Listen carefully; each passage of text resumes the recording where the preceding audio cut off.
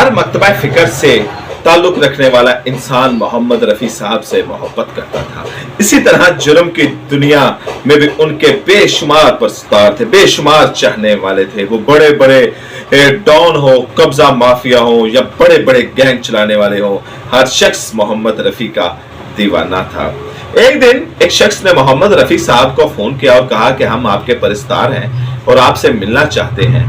तो मोहम्मद रफ़ी साहब की एक आदत थी, उनकी सादा तबीयत कह लें या आजिज़पन कह लें, वो किसी को अनकार नहीं करते होते थे। उन्होंने कहा ठीक है, आप मुझे जगह बता दें और उनके साथ बाकी मामला तय हुए और मोहम्मद रफ़ी साहब मुकर्ररा वक्त के ऊपर उस जगह पर पहुंच गए। और यहाँ पर मैं आपको बता दूं, ये जगह दुबई में थी।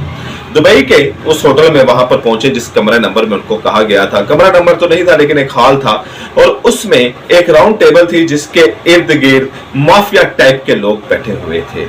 एक शख्स ने उठे और मोहम्मद रफ़ी साहब को वेलकम किया। मोहम्मद रफ़ी साहब पहले थोड़ा सा घबरा गए कि ये मैं कहाँ पर आ गया हूँ।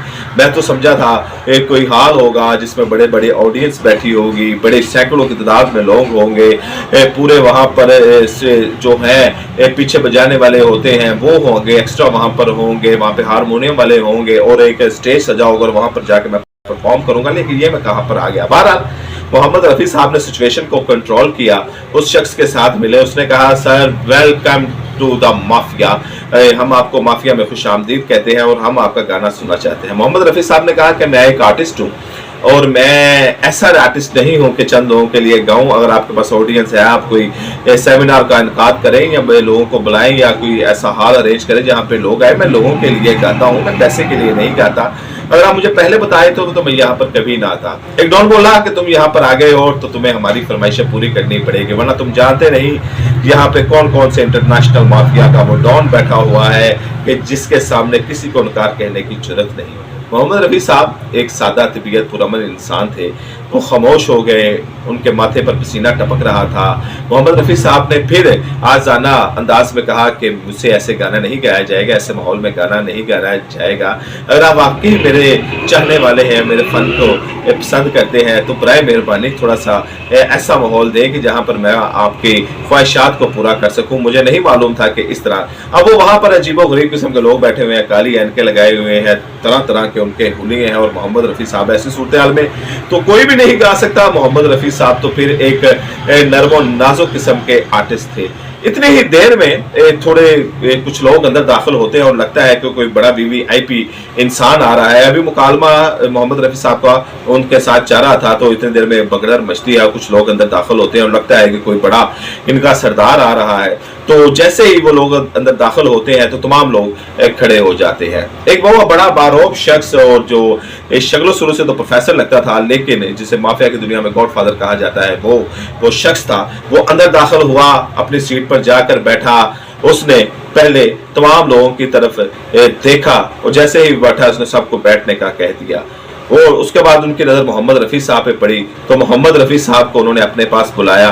जब वो मोहम्मद रफ़ी साहब उनके पास आ गए तो वो जो माफिया का हेड था, गॉडफादर था, वो खड़ा हुआ, रफ़ी साहब का हाथ चूमा। हालांकि माफिया में ये था कि गॉडफादर एक अंगूठी पहनता था और उस अंगूठी को बोसा देना होता था, लेकिन यहाँ पे गॉडफादर ने मोहम्मद रफ़ी साहब को बोसा दिया। और जो शख्स इनके साथ बदतमीजी या बदकलामी तो नहीं लेकिन बहस करने की कोशिश कर रहा था, उसने गॉडफादर ने उसको इधर बुलाया और कहा कि तुम जानते हो ये कौन शख्स है? उसने कहा जी मैं जानता हूँ, ये रफ़ी साहब हैं, बड़े मौसीकार हैं। उन्होंने कहा ये रफ़ी साहब नहीं है, ये रफ़ी साहब ही नहीं है, ये लाखों दिलों की धड़कन है। हम अपना धंधा ज़रूर करते हैं लेकिन हम लोगों का एहतराम भी करते हैं। तुमने इनके साथ जो बदतमीज़ी की है वो मुझे पता चली है, तुम उनके साथ माजरत करो। उस शख्स ने उनके साथ माजरत की।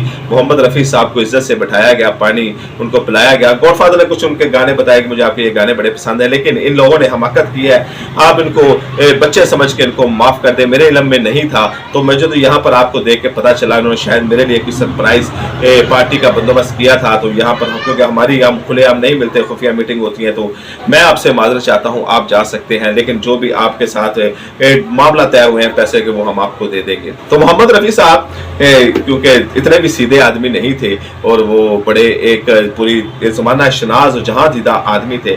गॉडफादर को कहा कि मैं पैसे के लिए तो यहाँ पर आया ही नहीं था, मैं तो आर्टिस्ट हूँ और अपना फन लेकर सरहदों के पार तरह तरह के लोगों को मिलता हूँ, लेकिन अब मैं आ गया हूँ और आपकी बातों से मुझे अंदाजा ہوا ہے کہ آپ ایک قابل قدر شخص ہیں تو آپ فرمائش کریں، میں آپ کو گانا سناؤں گا، اور میں آپ سے کسی قسم کی کوئی قیمت سے اس کا معاوضہ نہیں چاہتا. بس فرقان جو ہوتا ہے وہ عزت کا بھوکا ہوتا ہے، پیار کا بھوکا ہوتا ہے، محبت کا بھوکا ہوتا ہے، اور آج وہ آپ نے مجھے دی ہے تو آپ بتائیں. تو اس پر گاڈ فادر نے کہا اگر آپ مناسب سمجھیں، اگر آپ ہماری خواہش پورا کرنا چاہتے ہیں تو بہارو پھول برساؤ، ایک گانا سنا دے. انہوں نے وہ گانا سنایا. پھر گاڈ فادر نے کہا کہ میری ایک بیٹی بھی ہے، تو آپ نے وہ جو گانا گایا تھا بابل کی دعائیں لیتی جا، تو وہ بابل کی دعائیں بھی سنا دے. پھر اس کے بعد محمد رفیع صاحب نے بابل کی دعائیں سنایا، اور جب یہ بابل کی دعائیں سنایا تو وہاں پر موجود تمام مافیا کے ڈون رو رہے تھے. یہ تھی ایک ملاقات کے احوال. آپ سے ملاقات ہوگی اگلی ویڈیو میں. اجازت.